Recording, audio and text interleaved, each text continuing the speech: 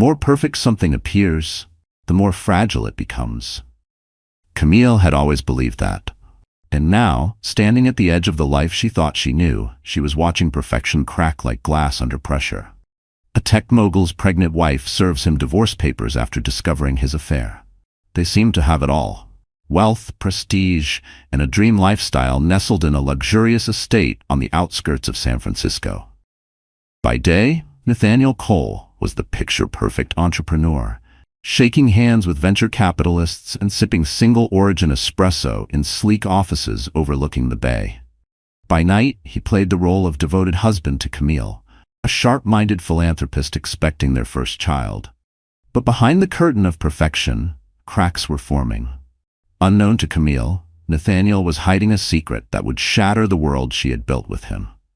And once uncovered, it would trigger a devastating chain of events, ending with divorce papers in her hand. Camille Cole stood on the balcony of their lavish San Francisco penthouse, her gaze locked on the twinkling cityscape. Her hands cradled her growing belly, the life inside her a symbol of the future she had imagined with Nathaniel. Raised in a humble home in Oregon, where college savings were more dream than reality, and the county fair was the annual highlight, meeting Nathaniel had felt like stepping into an unimaginable new world. Nathaniel Cole came from generational wealth. His grandfather had founded Cole Innovations, a powerhouse tech company responsible for several of Silicon Valley's early breakthroughs. Determined to carry on the legacy, Nathaniel launched his own data analytics firm straight out of Stanford, transforming it into a multi-million-dollar empire in just a few years. He was the type of man who could command a room just by walking into it, tall, charismatic, with piercing slate-blue eyes that conveyed confidence. Nathaniel was admired by many, envied by more, and truly understood by very few. In the early days of their romance, Camille was drawn to Nathaniel's magnetic presence, though a small part of her remained cautious. She had grown up watching her mother survive the abandonment of her father, and she knew that money and influence were no promises of loyalty. Still, Nathaniel's drive, extravagant gestures, and the calm security he radiated swept her off her feet. When he proposed over candlelight at the top of the mark, she truly believed fate had handed her a fairy tale. Yet now, standing on the balcony, she couldn't ignore the subtle shift in Nathaniel's demeanor. There was a growing, unexplainable distance between them. He had once raced home from meetings to tell her about his day, insisted on sharing late dinners, even if it was nearly midnight. But now, the phone calls dragged late into the night. Business trips sprung up out of nowhere, and when he was home, he seemed weighed down by secrets he wouldn't share. Even if it was at midnight, they used to share meals together.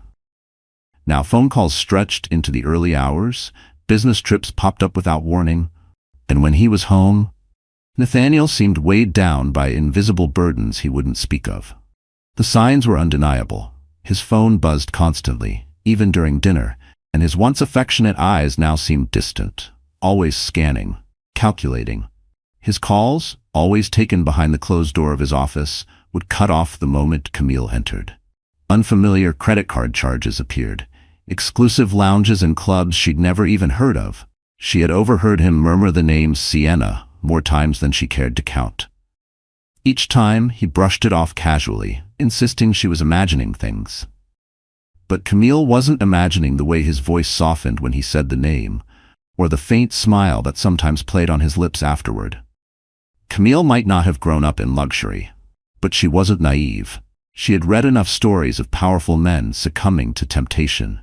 And worse, she had seen it with her own mother, who had once sat at the same kitchen table, hiding heartbreak behind coffee cups and polite smiles. One evening, as she flipped through prenatal care pamphlets from her last OB visit, Camille's phone buzzed. It was Sarah Donnelly, a real estate agent and longtime friend who had occasionally worked with Nathaniel's firm. She had also always been one to speak the truth, no matter how difficult. "I really don't want to alarm you," Sarah began, her voice hesitant, laced with concern. "But I've seen Nathaniel around the city with a woman, and she definitely didn't look like a colleague." Camille's stomach turned to stone. Her heart raced, fingers tightening around her phone until her knuckles whitened. The room spun slightly, her vision blurred by tears she refused to let fall. A wave of nausea rose, grief, disbelief, and dread colliding at once. She forced herself to stay calm. Are you sure it was him? Could it have been a business associate? There was a pause. Camille, it was at the Marlowe Hotel. And the way they acted? That wasn't business. That moment marked a shift. Camille realized she was standing on the precipice of betrayal, no longer grounded in the security she once felt. Her hands instinctively moved to cradle her belly, as if shielding her child from the truth she had just absorbed. She thanked Sarah for telling her and promised they'd speak again. But as she hung up, a hollow ache crept into her chest. She needed proof. Tangible, undeniable evidence. Something more than the intuition of a pregnant woman desperate for clarity. Camille turned to a trusted friend of the family, Jonah Rise, a former detective, now working as a discreet private investigator. He had helped her father years ago in a property theft case and had earned Camille's unwavering trust. She handed him everything she had: records of late-night calls, suspicious hotel receipts, and the trail of secrecy Nathaniel had left behind. Camille laid out every detail for Jonah, from the cryptic phone calls to the questionable hotel receipts she'd uncovered. Jonah listened closely, jotting notes on a small legal pad. "I'll see what I can find," he said with measured calm. His voice was steady, but his eyes flickered with concern. "Just be prepared, Camille. Sometimes the truth isn't what we want to hear." 3 days later, Jonah returned quietly and handed her a thick manila folder. Inside were photographs. Nathaniel, stepping out of an upscale fusion restaurant in Soma, arm around a woman with auburn hair flowing in soft waves over her shoulders. They laughed as they spoke, body language intimate and unmistakable. The next photos showed them entering a boutique hotel suite together in the heart of downtown. The shock of it made Camille's breath catch. She felt as though the floor had shifted beneath her. The woman was identified as Sienna Blake, a recently hired consultant at Nathaniel's firm. Even in still images, the chemistry between them suggested something far beyond professional. Camille's stomach churned. The nausea twisted deeper as the realization set in. Her worst fear was reality. Nathaniel was having an affair. A sharp pain bloomed in her chest, as if betrayal had found a physical place to land. She remembered the moment she told him she was pregnant, the joy on his face, how he said it was the beginning of their forever. Those memories now felt stained, poisoned by his betrayal. But Camille refused to be paralyzed by heartache. She wiped away tears with the back of her hand, jaw tightening. She made the decision to take control. Her first call was to the most formidable divorce attorney in the city, Richard Monroe. Known for his sharp strategies and unwavering loyalty to his clients, he came highly recommended. Camille was clear. She didn't want drama, but she needed protection. She had spent years building a philanthropic foundation under the Cole name, and she wouldn't allow Nathaniel to take that from her. That same evening, she confronted him. She kept it casual, testing the waters. Mentioned she'd bumped into Sarah, and that there were whispers about him being seen around town with someone new. His reaction was exactly what she expected. Annoyance, deflection. "It's just business, Camille. You know how this city loves to gossip." His dismissive tone stung more than she anticipated. The lie was so smooth, so familiar, it made her skin crawl. She looked straight into his eyes, searching for even a glimmer of guilt or fear. But all she saw was practiced indifference. For now, she didn't let on what she knew, but her heart ached. She might still love him, but Nathaniel had chosen a path that fractured their vows and put everything they'd built at risk. In her darkest moments, she bit back tears and reminded herself of one thing. The child growing inside her was her first and only priority. The baby deserved a mother who was strong, emotionally stable, and capable of creating a nurturing space, even if that space no longer included Nathaniel. Sienna Blake was far from a random fling. Through Jonah Ray's investigation, Camille learned that Sienna boasted an impressive academic background, with dual degrees in finance and marketing. She was said to have captivated several high-profile clients at the firm, dazzling them with her wit and ability to close high-stakes deals. It was clear she knew how to turn charm into currency. But what unsettled Camille most was Sienna's history. One entanglement after another with influential, wealthy men. She had a habit of embedding herself into their lives, often right as she climbed another rung in her career ladder. Camille began to see a disturbing pattern. Sienna's success wasn't just tied to her skills, but to her strategy of seduction. Camille's heartbreak deepened as she began hearing from mutual acquaintances at charitable events, people whispering that Sienna was being introduced as a close friend of Nathaniel. The murmurs grew louder. This wasn't a fleeting affair. Sienna was staking a claim, making herself visible. Nathaniel even went so far as to appoint her to the board of the Cole Foundation.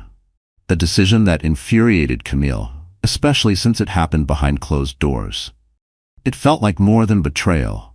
It felt like erasure. Determined to maintain her composure, Camille didn't withdraw from public life. She threw herself into her philanthropic efforts, focusing on providing scholarships and educational resources to underserved communities.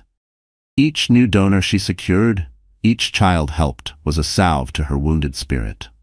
Every handshake was a defiance. Every dollar raised, a reminder that she was still standing. Yet she couldn't ignore the sideways glances from members of San Francisco's social elite, the pitying expressions, the whispers behind raised champagne flutes. News of Nathaniel's affair was leaking fast, threatening to taint everything she had worked for. It was as though she were walking through a minefield of carefully masked judgment. One late afternoon, Camille and Nathaniel ended up in the same room longer than usual. Sitting in the lavishly decorated living room of their home, framed by designer sculptures and velvet couches that radiated wealth. Camille broached the subject again.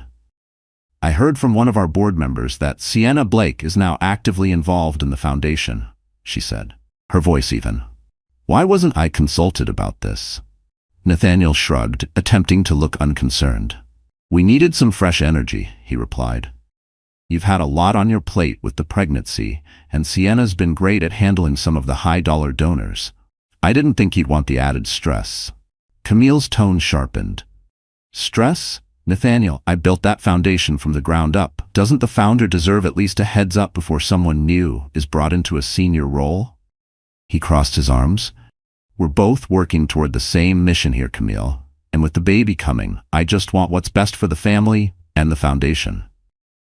The hypocrisy in his voice burned like acid. Camille drew in a long breath, fighting the urge to lash out. "Just remember, I have a voice in these decisions too," she said, her tone deliberately calm, though her insides burned. Nathaniel didn't reply.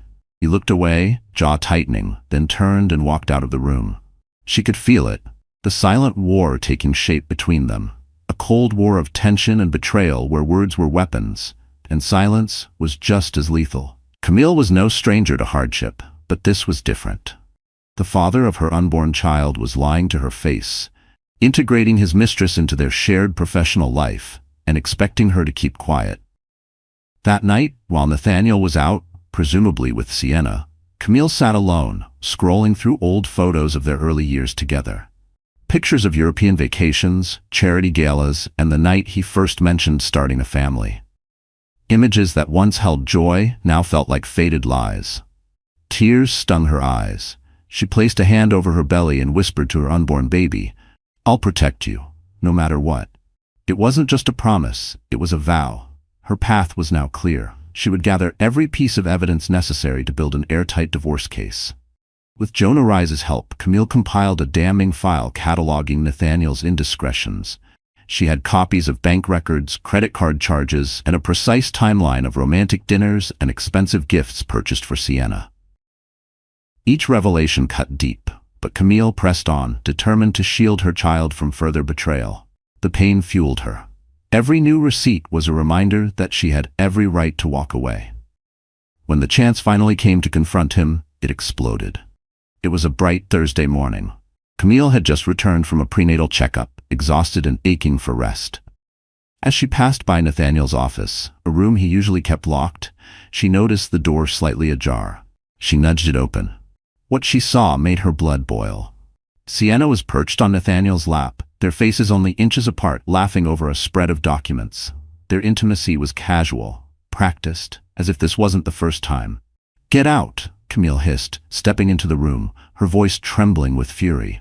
The moment shattered like glass. Sienna scrambled off Nathaniel's lap, smoothing her dress as though trying to reclaim some semblance of professionalism. But the tension in the room was thick and undeniable. Nathaniel rose quickly, his face pale. "Camille, you're home early." Camille's eyes burned holes through him. "And you brought your mistress into our house, into your office. Do you have absolutely no shame, Nathaniel?" Sienna glanced from Nathaniel to Camille, her expression a mix of guilt and nerve. I should probably leave," she murmured, her voice shaky. Camille blocked the doorway. "No, stay," she said coldly. "If you're bold enough to sneak into my husband's office during business hours, don't act shy now." "Why run now? Face the mess you helped create," Camille snapped. Nathaniel reached out, placing a hand on her arm, but she shook it off. "Camille, let's not make a scene," he said, voice low, almost pleading. She let out a sharp, humorless laugh. "A scene? That's what concerns you? You've already turned our marriage into a spectacle, Nathaniel." Her eyes narrowed, voice cutting like glass. "You lied to me. You disrespected me. And now you're parading your affair around like it's nothing.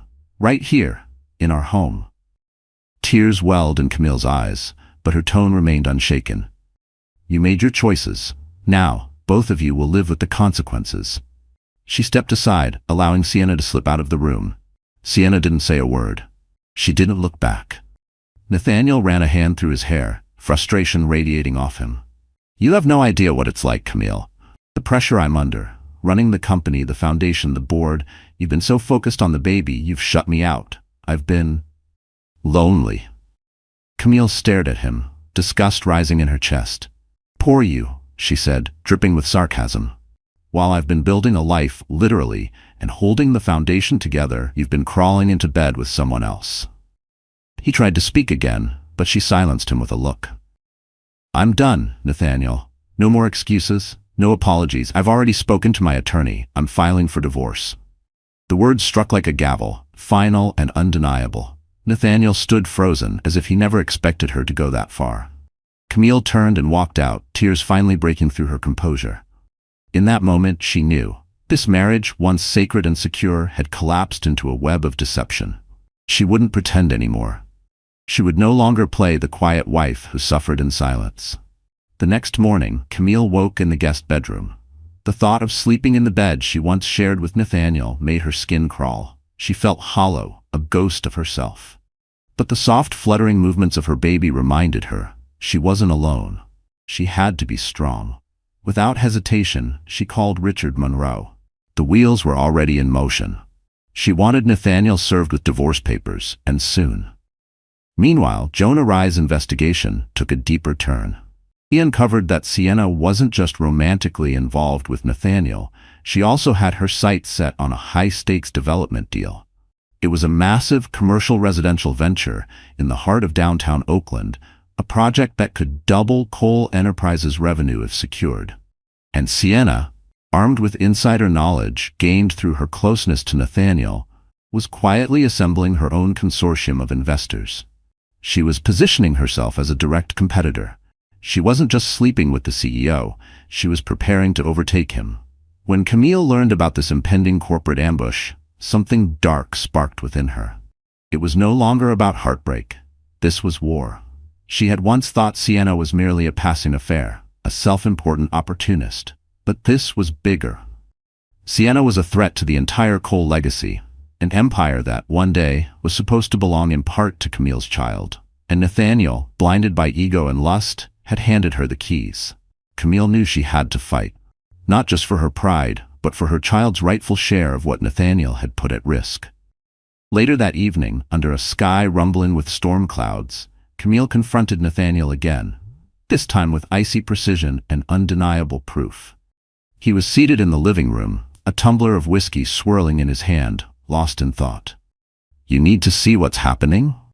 Camille said coldly, tossing a file of Jonah's findings onto the coffee table. "Sienna's not just wrecking our marriage, she's positioning herself to hijack the Oakland project."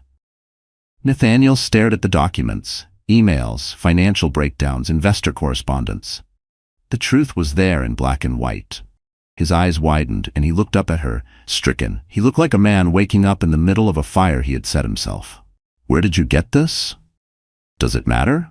Camille snapped. "The point is, you're risking everything. Your company, your reputation, your family's name. She's been using you, Nathaniel. using the affair to gain access, make connections, and when it all crumbles, she'll be fine, richer, and laughing at how easily she played you. Her voice trembled, not from fear, but from the sheer force of fury she had kept locked away. Nathaniel's shoulders sagged. For a moment, something like remorse flickered in his expression. He drew a shaky breath. Camille, I never wanted this. I lost my way. I wasn't thinking clearly. The pressure, it got to me. She felt a flicker of pity, but it burned off quickly in the heat of her fury. You're going to lose more than just your company, she said, voice low and steely. If you keep going down this path, I'm filing for divorce, Nathaniel. And I won't let our child get pulled into your mess. He reached out, grabbing her hand, desperation lacing his voice. Camille, please, don't do this. We can fix it. I'll end things with Sienna. I'll undo the damage to the business. Just don't leave me. She pulled her hand away, her voice barely a whisper. You should have thought of that before you brought her into our lives. I loved you once, Nathaniel. A part of me probably always will. But the scars you've left, they don't heal easily. They stood there, eyes locked across a growing divide, like two people on opposite ends of a broken bridge.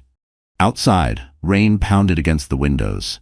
Lightning lit the room in fleeting, jarring bursts. The moment felt unreal, like watching someone else's life fall apart. But Camille stood firm. No matter the heartbreak, she was resolved to protect her child, secure their future, and walk away from a marriage that no longer existed in spirit. 2 weeks went by. Each day was thick with emotional distance and calculated moves. Nathaniel, sensing the fallout, began phasing Sienna out of the firm's high-stakes operations. Her board membership at the Cole Foundation was quietly revoked, citing creative differences. But the strain between him and Camille was palpable, unmistakable to anyone under their roof. On a crisp Friday morning, as sunlight stretched across the marble floors of the penthouse, a uniformed process server entered Cole Enterprises headquarters. His name tag read, T. Lynch, and he held a manila envelope bearing the insignia of Camille's legal firm. The office staff exchanged quick glances as he made his way to Nathaniel's office. Nathaniel was mid-conference call, his executive team on speakerphone, when Thomas stepped inside. Nathaniel Cole? The man asked. Nathaniel looked up, confused. Yes? With calm precision, Thomas extended the envelope. You've been served. Nathaniel's cheeks flushed. His hand trembled as he ended the call and tore open the envelope. His eyes scanned the divorce filing, Camille's name front and center. It was official. She had done it. The dissolution of their marriage was in motion, citing adultery, emotional distress, and irreconcilable differences. Word spread through the company like wildfire. Employees pretended to focus, but whispers flitted across departments. Some sympathized with Camille, others feared for the future of the firm. Nathaniel slammed his door shut, bracing himself against the thick wood, breath shallow and ragged.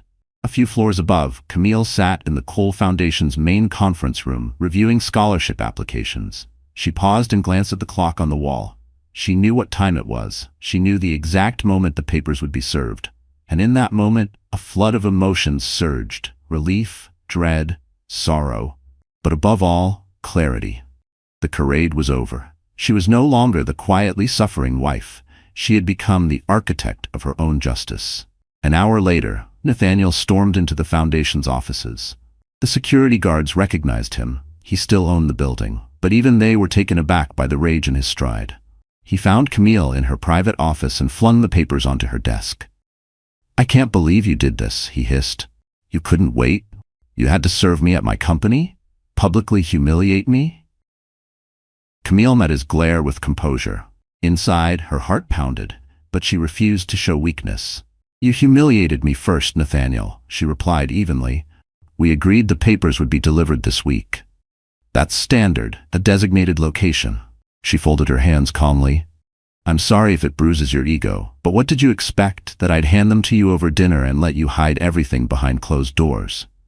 This is a legal process, she continued. Don't confuse it with your personal comfort. Her voice was firm, the finality of her words slicing through the air. He stared at her for a long beat, the reality of the situation sinking in. I'll contest it, he said quietly. You won't get away with this. I'll fight you, for custody, for the foundation, for everything. She sighed, weariness tugging at her voice. You have every right to fight, Nathaniel, but are you ready for the world to hear how Sienna factored into the collapse of our marriage? Are you prepared for the media to feast on every email, every receipt, every lie? Her words weren't a threat, they were a promise. His fury shifted to despair. I never wanted it to come to this, he whispered.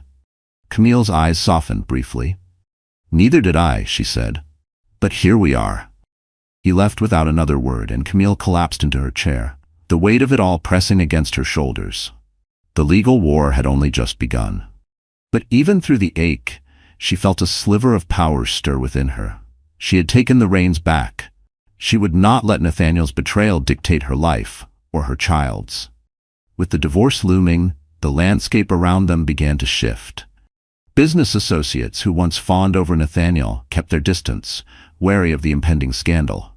Others moved in closer, hoping to grab whatever crumbs might fall from a fractured coal empire. As her world threatened to unravel, Camille found unexpected comfort in the support of friends. Texts, invitations to lunch, quiet check-ins. And through it all, Sarah Donnelly, the friend who had first warned her, remained a steady presence. They often met at a serene cafe tucked into a side street near the Embarcadero. Camille would sip her decaf latte, and Sarah would offer grounded, no-nonsense advice. You need to protect yourself, Cam, she warned one afternoon. San Francisco can be brutal, especially when it comes to high-profile divorces. Don't trust anyone you're not absolutely sure about. Meanwhile, Jonah Reyes continued digging into Sienna's activities. What he uncovered made Camille's blood run cold. Sienna had established a shell corporation, SB Holdings, and was actively courting heavyweight investors from Japan and the Middle East. She wasn't just riding Nathaniel's coattails anymore. She was carving out her own empire, using the affair as her springboard. Worse, Sienna seemed bent on publicly humiliating Camille. Social media buzzed with rumors, many of them traced back to accounts linked to Sienna's circle. Gossip blogs speculated about a tech mogul's wife, allegedly out of touch, paranoid, and too consumed by her foundation to notice her husband's needs. Tabloid headlines screamed, "Billionaire's blinded wife ignored signs, Mistress takes charge." Camille had always avoided the tabloids, but now she was being dragged through the digital mud, mocked in the court of public opinion. Richard Monroe, ever calm, advised her to stay silent. Don't play her game. Our case is built on facts, adultery, financial misconduct. She can stir up all the noise she wants in the press. We'll speak through the law. Still, the strain was real. Camille was now 7 months pregnant. Her body was changing. Her emotions felt like tidal waves, and her marriage had crumbled. But she refused to collapse under the weight. She poured herself into her work, overseeing scholarship applications and meeting with potential donors. Her foundation had to remain untouched, untarnished. In her quieter moments, she prepared for the baby's arrival, buying soft onesies, arranging the nursery in the penthouse. Though every time she walked into that room, a pang of sorrow surfaced. Would this still be her home in the months to come?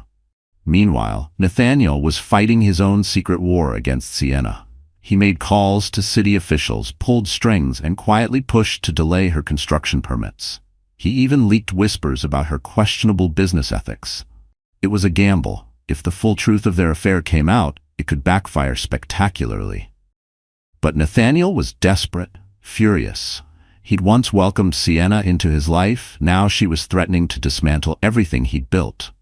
Sienna made a personal threat. She hinted that she had compromising photos of herself with Nathaniel, images that, if released, could decimate his reputation. Nathaniel was trapped, a prisoner of his own reckless decisions. He had played with fire, and now he stood in the center of the blaze. Camille watched it all unfold from the sidelines, unsure if she should feel satisfied watching Nathaniel squirm or pity him for becoming a pawn in Sienna's twisted agenda. She had once loved this man. Now she barely recognized the desperate figure, fumbling to keep control of his own legacy. One afternoon, Camille received a letter, an old-fashioned envelope, addressed in flowing, graceful handwriting. She immediately recognized the return address, Coal Hollow Estate, Nathaniel's ancestral home in Napa Valley, where his grandmother, Vivienne Cole, resided. Vivienne was a formidable woman, once a queen of West Coast high society, known for her poise, her exacting standards, and her fierce devotion to the Cole name. Though she and Camille had never been particularly close, they had always shared a mutual, if distant, respect, and Camille had always sensed that Vivienne noticed more than she ever admitted. The letter read, "My dearest Camille, I have just become aware of the turmoil between you and Nathaniel. It brings me no joy to see our family name embroiled in scandal, especially with my future great-grandchild on the way. Please grant me the honor of your company at Cole Hollow this weekend. There are matters of legacy and inheritance we must address in person. With warm regards, Vivienne Cole." Camille sat with the invitation for hours. Part of her bristled at the Cole family's continued need to control everything, even her unborn child's future. But another part of her understood that Vivienne might be a crucial ally in ensuring long-term stability for the baby. And perhaps, just perhaps, Vivienne had her own reasons for stepping in now. Reasons that had nothing to do with sentimentality. In the end, she accepted. That weekend, Camille was driven by town car to the Vineyard estate. The grounds were immaculately kept, hedges trimmed like sculpture, the central fountain gurgling a melodic welcome. Vivienne met her at the grand entrance, regal in a dark green dress, her silver hair swept into a pristine chignon. "Camille, dear," Vivienne greeted, offering a kiss on the cheek. "Thank you for coming." They moved to a sun-drenched drawing room overlooking the blooming rose gardens. A servant brought tea and delicate pastries. Vivienne wasted no time. "I won't pretend to fully understand the details of your relationship with Nathaniel," she began, "but I know he has failed you. I do not condone his actions. My concern now is for my great-grandchild, who is coming into this world amid unpleasant circumstances." Her words, while calm, carried the weight of dynastic duty. Camille sipped her tea, trying to stay composed. "I'm doing everything I can to ensure the baby's well-being." Vivienne nodded slowly, her gaze sharp. "That is precisely why I asked you here. Regardless of how the divorce proceeds, this child carries Cole blood. I will not allow scandal or corporate conflict to jeopardize their inheritance. Certain trusts and heirlooms must be preserved. I intend to see that they are protected for the next generation." Camille blinked, caught off guard by Vivienne's frankness. "I'd welcome any help you can offer, Mrs. Cole," she said quietly. "I just want what's fair for my child." "Then let us speak plainly," Vivienne replied, setting her teacup down with a soft clink. "Nathaniel has disappointed me deeply, but I cannot completely turn my back on him. He is still my grandson." Her voice softened, though it retained its signature authority. "But in you, Camille, I see the qualities that endure: strength, compassion, and integrity. If you're willing, I would like to establish a trust in the child's name, a measure to ensure that, no matter what the courts decide, their future will be protected." Emotion welled in Camille's chest. Behind the cold refinement, she could sense that Vivienne was trying, genuinely, to uphold the family legacy and safeguard her great-grandchild's life. "I truly appreciate that," Camille said. They spent the rest of the afternoon ironing out the details. Vivienne offered the assistance of her own legal team, promising to work with Richard Monroe to ensure the trust would be shielded, untouchable by Nathaniel or Sienna. By dusk, Camille departed Cole Hollow with cautious optimism. Maybe not everything was lost. Maybe her child could still carry a part of the Cole legacy without inheriting the scars of betrayal. The day of the preliminary divorce hearing arrived. The atmosphere in the courthouse conference room was thick with tension as Camille and Nathaniel sat across from each other, flanked by their legal teams. The purpose of the session, to establish temporary terms for finances, housing, and most importantly, the unborn child. Richard Monroe laid out Camille's case with clear, unwavering precision. He cited Nathaniel's infidelity, the emotional toll it had taken on Camille, and the necessity for spousal support, especially given how far along she was in her pregnancy.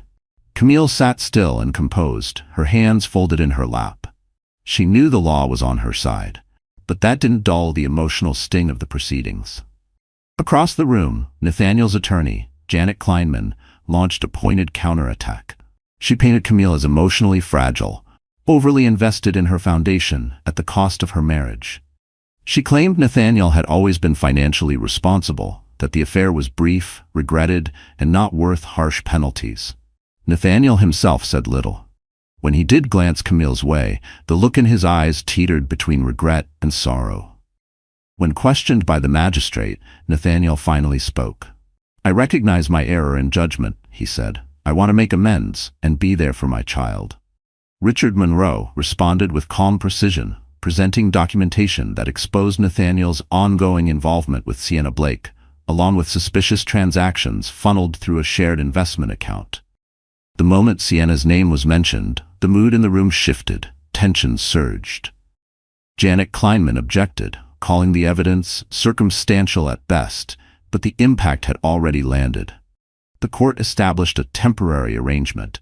Nathaniel would provide spousal support, continue covering Camille's health insurance, and be prohibited from depleting any joint financial assets. A formal hearing date was set to resolve permanent settlement terms. As they exited the conference room, Camille exhaled, grateful for the favorable ruling, at least for now. Nathaniel approached her in the hallway. "I mean it," he said softly, eyes downcast. "I'm sorry." She studied his face, weighing the truth behind his words. "For our child's sake," she replied quietly. Then, without another word, she turned and walked away, surrounded by her legal team. Outside, reporters swarmed like hornets, cameras flashing, voices calling out scandal-fueled questions. Camille held her head high and said nothing. Sarah Donnelly was waiting by the curb and quickly ushered Camille into a waiting car. "Focus on the baby," she whispered. "Block out the noise." Back at the penthouse, Camille began packing. The court hadn't required her to leave, but she knew she had to, for her own mental health. The place felt poisoned now. The walls that had once held love were now haunted by betrayal. With Sarah's help, she secured a modest but warm apartment in Pacific Heights. It wasn't grand, but it was hers. A space she could prepare for the baby, free from the echoes of deception. In the aftermath of the hearing, Sienna Blake's star began to fall. Corporate clients who had once admired her business savvy now kept their distance. The relentless swirl of gossip and scandal was damaging. The tabloids had cast her as the villainous seductress who broke up a tech empire's golden couple. Worse still, Nathaniel's legal team found ways to stall her progress. City officials, many with ties to Cole family interests, delayed her building permits, scrutinized her paperwork, and dragged their feet. Investors grew uneasy. Backers began to pull out. In a desperate attempt to reframe her image, Sienna threw a lavish cocktail event at her newly acquired downtown penthouse. She invited venture capitalists, journalists, and social influencers, hoping to rebrand herself as a misunderstood trailblazer. But the plan backfired. Word leaked that Nathaniel Cole might be preparing a lawsuit, alleging breach of fiduciary duty. The whispers were enough to scare off half her guest list. Given the rumors of Sienna's insider dealings, many of the invitees didn't want to risk aligning themselves with someone locked in a public war with the Cole family. The party flopped. Over half the guest list bailed at the last minute. Sienna wandered through her opulent living room, untouched champagne in hand, seething with frustration over the no-shows. Her phone buzzed non-stop, messages from gossip bloggers sniffing for scandal. It was clear she was being backed into a corner. Socially, professionally, desperate, she reached out to Nathaniel, leaving a string of tearful voicemails. "I never meant to hurt you. I just wanted my own success. I love you." But he never called back. Nathaniel, in truth, was caught in a storm of conflicting emotions, anger, shame, and a flickering ember of what he once felt for Sienna. He had adored her once. Now he saw her as the spark that lit the flame beneath his unraveling life. The divorce was looming, the legal war raging, and a child on the way. The price of their affair was steep and rising. And so Sienna watched the empire she had tried to build begin to crumble. To many, it felt like justice. To her, it felt like cruel irony, punishment for playing the same game men had thrived on for generations. She refused to fade quietly. In her mind, she was not going down without a fight. As the legal proceedings dragged on, Camille reached her 8th month of pregnancy. The stakes were rising. So was her need to manage stress. Her obstetrician warned her gently at every visit. Avoid high-pressure situations. She tried. But conflict had a way of finding her. One afternoon, she received a call from an unknown number. The voice on the line trembled. "Camille Cole?" "Yes," Camille answered, bracing herself. Calls like this often came from nosy reporters or online trolls. My name is Jenna Phillips, the woman said. I work in the finance department at Cole Enterprises, and I'm sorry to bother you, but I have information about Sienna Blake. Camille froze. Go on. Jenna took a deep breath. I was tasked with reviewing internal expense accounts. And Miss Blake has been funneling money out of the company, small amounts, steady, over time, but it's added up, hundreds of thousands of dollars. Camille's eyes narrowed. She's embezzling, Jenna continued. No one caught it because of her connection to Mr. Cole. But with the divorce and everything going public, I'm afraid they'll pin this on me if I don't speak up. They'll turn on me if I stay silent, Jenna said, her voice shaking. Camille's heart raced. Was Sienna embezzling right under Nathaniel's nose?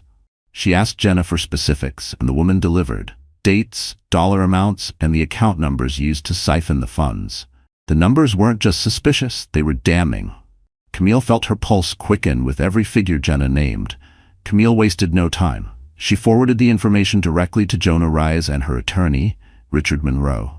If Sienna had truly been stealing from Cole Enterprises, the implications were massive. It would bolster Camille's case for spousal and child support, evidence that Nathaniel had failed to protect the company his child would one day inherit a stake in. It wasn't just about betrayal anymore. It was negligence, and it gave Camille the leverage she hadn't even known she needed. If Sienna's sabotage came to light, the fallout could shift everything. That night, Camille considered calling Nathaniel herself, but stopped. He had made his choices. She didn't owe him a rescue, not this time. Instead, she let her legal team handle it. A formal complaint was drafted, the evidence cataloged with precision, dates, transfers, internal audits, everything airtight. She reviewed every line of it with cold resolve, her fury refined into strategy. Justice moved slowly, but the noose around Sienna tightened with every passing day. Soon, word of the embezzlement reached Nathaniel through his own internal compliance team. The truth was undeniable, the paper trail damning. Torn between fury, shame, and betrayal, he made a definitive move. Sienna was out. Her security clearance revoked, corporate accounts frozen. She was persona non grata at Cole Enterprises.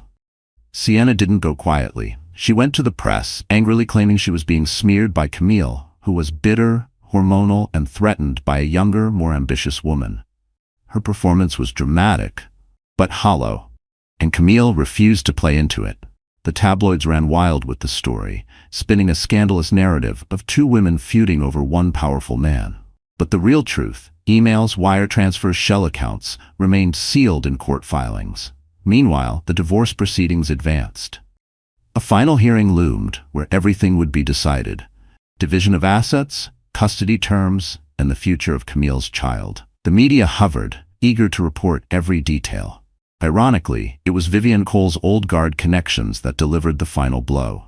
She quietly urged influential members of high society to blacklist Sienna from their events. Real estate leaders who once fawned over her now shut their doors. They wanted no association with scandal. Sienna's world shrank, her business interests faltered. The empire she had tried to build was crumbling, fast. As for Camille, she settled fully into her new apartment, preparing the nursery in soft yellows and greens. The space was calm, welcoming. She hired a small support staff to help her during the final weeks of pregnancy, fully aware that the hardest part was yet to come, but also knowing that for the first time in a long time, she was in control of her life again. Camille knew she might soon be a single mother. Her heart ached for the vision of a happy family that would never be, but she no longer chased after something broken. Instead, she focused on creating a peaceful life for her baby. But life had its own sense of timing. Her water broke 2 weeks early, on a night when she had just returned from a particularly grueling legal meeting. Panic surged through her as a contraction tore through her body. She barely managed to dial 911, breathless, before she was rushed to the hospital in an ambulance. News traveled quickly. Sarah Donnelly arrived within the hour, offering comfort and support. Jonah Rise waited in the hallway, ready to relay any needed updates to Richard Monroe, who sent flowers with a note wishing you strength and love on this important day. The only person missing was Nathaniel. Camille labored for hours. Her skin was damp with sweat, her body racked with pain. Nurses moved efficiently around her, monitoring every heartbeat, every shift in her vitals. Through it all, she couldn't help but think of how she had once imagined this moment. Nathaniel at her side, whispering encouragement, holding her hand. Instead, she was surrounded by friends and professionals. Tears of frustration mingled with physical agony. Then the door swung open. Nathaniel rushed in, face flushed, hair a mess. Sarah had called him, felt he needed to be there, no matter what Camille believed. Camille looked at him through blurred vision, unsure how to feel. Did she even want him there? After everything?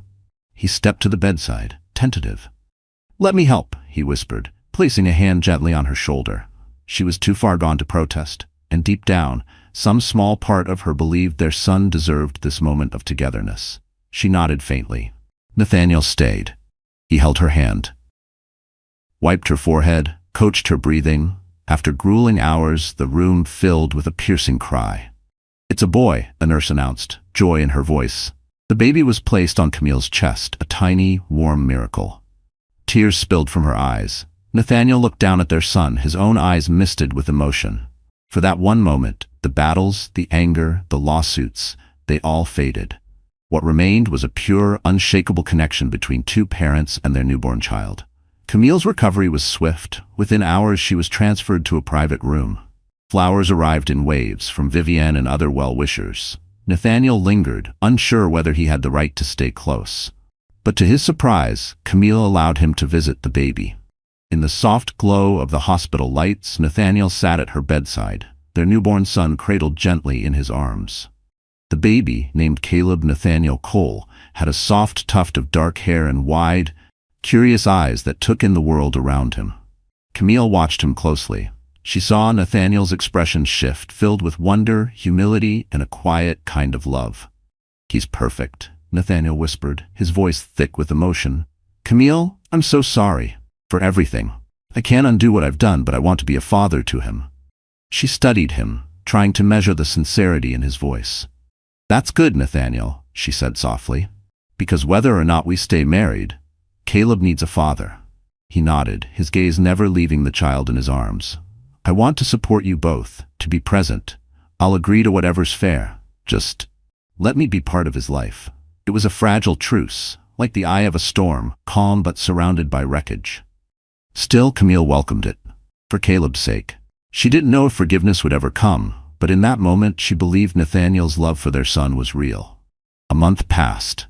Late-night feedings, pediatric appointments, small joys and exhausting adjustments. Camille, with the help of a nanny, began to find rhythm in the new normal. Nathaniel visited often, using every moment he could to bond with Caleb. But the space between him and Camille remained. The wounds were fresh. Trust didn't come easy. Then came the day of the final divorce hearing.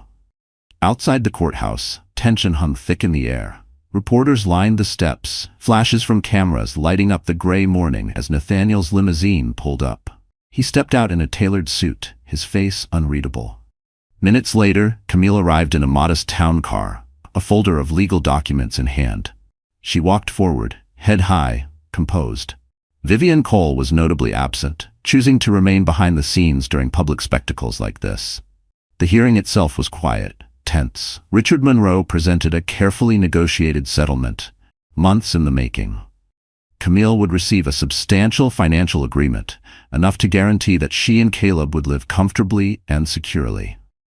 Nathaniel would pay child support and establish a trust fund for Caleb's education and future. Custody was granted to Camille, with Nathaniel receiving regular visitation rights. Shared rights and joint decision-making on major matters were part of the custody terms. The penthouse would remain in Nathaniel's possession, while Camille retained her new apartment in Pacific Heights. He had offered to let her keep the penthouse, but Camille declined, not out of pride, but out of principle. That space no longer held peace. The Cole Foundation would continue under joint governance, ensuring that Camille's philanthropic work remained intact and free from interference. But she had no intention of letting it remain branded by a man who nearly destroyed her. By then, Sienna Blake was facing the consequences of her actions. Her embezzlement case had gained traction in court, turning her into a public warning, an emblem of ambition gone too far. The judge looked over the final agreement. "Do both parties agree to these terms?" Nathaniel glanced at Camille, his voice tight. I agree, Your Honor. Camille, arms folded across her chest, nodded calmly. I agree. Just like that, it was over. The gavel came down, finalizing the dissolution of their marriage. Outside, a crowd of paparazzi swarmed, shouting for a statement. Camille kept walking, silent, composed. She didn't need to speak. Her strength was written all over her face. Nathaniel paused briefly, then addressed the cameras. I ask for privacy during this difficult time. My focus is my child's well-being. No further comment. With the legal war behind her, Camille threw herself into her work. She began the process of rebranding the Cole Foundation to the Thompson Cole Foundation in memory of her late mother, Grace Thompson. It was a symbolic shift, a declaration of independence, and a fresh chapter for her and Caleb. Her name now stood beside her son's legacy, not behind Nathaniel's shadow. She moved forward with the trust Vivian Cole had arranged for Caleb, ensuring his future would be secure. Though she no longer bore the Cole name personally, having legally reverted to Camille Thompson, she accepted that her son would carry it forward. It was his to redefine. Nathaniel worked to rebuild his life in the background. He stepped out of the spotlight, distancing himself from the scandal, focusing on stabilizing his company and regaining investor trust. The fall had humbled him, and though he still existed in a world of influence and wealth, he no longer took any of it for granted. He saw Caleb regularly, each visit both a joy and a quiet ache, a reminder of what he had lost and what he had gained. Fatherhood.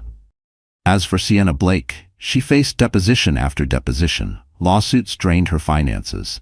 Her name became toxic among San Francisco's elite. Her real estate ambitions collapsed. The rumors said she left the city altogether, vanished, possibly under a new identity. Whether she would ever resurface was anyone's guess. Months slipped into a year. Camille stood on the terrace of her new apartment, watching the skyline glow with the soft orange hue of a setting sun. Caleb babbled in his playpen nearby, his laughter rising into the evening air. She smiled, not because life had gone as planned, but because she had survived it, reshaped it, and reclaimed it on her own terms. The Hudson shimmered in the golden dusk. Camille stood on the terrace overlooking the bay, Caleb toddling at her feet. She was hosting a small fundraiser for the newly renamed Thompson Cole Foundation. The event was intimate, elegant. Guests sipped champagne, chatted warmly, and contributed generously to her expanding educational programs. Nathaniel made a quiet entrance. He greeted Camille with a respectful nod before scooping Caleb into his arms, pulling silly faces that sent the toddler into fits of laughter. It was a quiet, beautiful picture of co-parenting, something Camille had once thought impossible in the thick of betrayal. Later, in a private corner of the terrace, Nathaniel approached her. This is incredible, he said, gesturing toward the event. What you've done with the foundation, it's inspiring. Camille offered a gentle smile. Thank you. I appreciate that. The kids were helping. They're the reason I do all of this. They stood in silence, watching Caleb buzz around the space with a toy airplane. For a moment, Camille felt a bittersweet pang. For the life they might have had things turned out differently. But that ache was short-lived. Because in that moment, she also recognized the woman she'd become. Stronger, wiser, more in control of her own path than ever before. I'm proud of you, Nathaniel said softly. Camille glanced at him, seeing the remorse in his expression. I'm proud of me too, she replied, and somehow, that was enough. On an ordinary Wednesday afternoon, Camille received an unexpected message from someone she hadn't spoken to in years. Mark Sullivan, an old college flame, someone she had dated briefly before Nathaniel swept into her life. Mark was now a pediatric surgeon in Chicago and had come to San Francisco for a medical conference. He decided to reach out. Mark was everything Nathaniel wasn't. Quiet, sincere, grounded. They met for coffee. The conversation was easy, natural. At first, Camille was guarded. She was still healing from everything she'd endured. But Mark's calm demeanor, his genuine interest in her life and in Caleb, slowly began to soften her heart. He accompanied her to a children's hospital event sponsored by the foundation. He was a hit, entertaining kids with balloon animals and clumsy magic tricks. Caleb adored him, squealing with laughter whenever Mark danced or pulled a silly face. Camille stood back and watched, smiling. She hadn't felt this kind of lightness in a long time. Later, Mark confessed his feelings. Camille, I know you've been through so much. Through the storm, I don't want to pressure you into anything you're not ready for, Mark said gently. But I can't pretend my heart doesn't skip every time I see you. Or Caleb. Camille felt her throat tighten. Tears welled in her eyes. She had been hesitant, wary of letting someone new into her son's world. But even the darkest storms could pass. And sometimes, after everything, the sun still came through.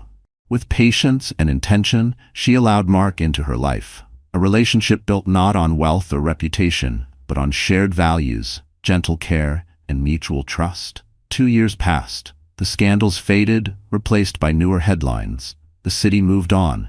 Camille thrived. She had become one of the most respected philanthropists in the Bay Area. Caleb, now a spirited toddler, was adored by everyone who met him. Camille used her platform to advocate for single mothers in high society, raising awareness about the realities and triumphs of motherhood and ambition coexisting. Her relationship with Nathaniel had settled into a rhythm, co-parenting. Civil, respectful, he honored her boundaries. She let him be the father he needed to be. At times she caught glimpses of regret in his eyes, silent acknowledgments of the woman he had once lost. But their journeys were no longer entwined. Camille had found a quiet, steadfast love in Mark. It wasn't tabloid-worthy, it wasn't flashy, but it was real. As for Sienna Blake, whispers placed her somewhere in Europe, living under an assumed identity. Some said she worked in murky real estate circles. Others claimed she had found another wealthy benefactor. Camille sometimes wondered if she'd ever return, seeking vengeance or relevance. But ultimately, she saw Sienna's fall as the natural result of her own choices. On a crisp autumn afternoon, Camille sat on a wooden bench in Golden Gate Park, watching Caleb toss breadcrumbs to ducks paddling across the pond. She placed a hand over her heart, reflecting on how far she'd come. From a trusting wife caught in betrayal, to a mother forging a legacy. A few feet away, Mark knelt beside Caleb, pointing to a group of turtles sunning themselves on a rock. Camille stood, her posture strong, her smile effortless. This was her life now, and she was at peace. Sometimes, life drops us into darkness, just to help us find our light. Camille Thompson had survived betrayal, heartbreak, and public scrutiny. She fought for her child's future. She stood tall through every legal battle, and she rose, not as someone's wife, but as her own woman. Yes, she served her tech mogul husband divorce papers after discovering his affair. But that wasn't the end. It was the beginning of everything. Dear friend, if Camille's journey has touched something within you, know this: you are not alone. As the Stoics remind us, the obstacle is the way. It's through our trials that we're carved into who we're meant to become.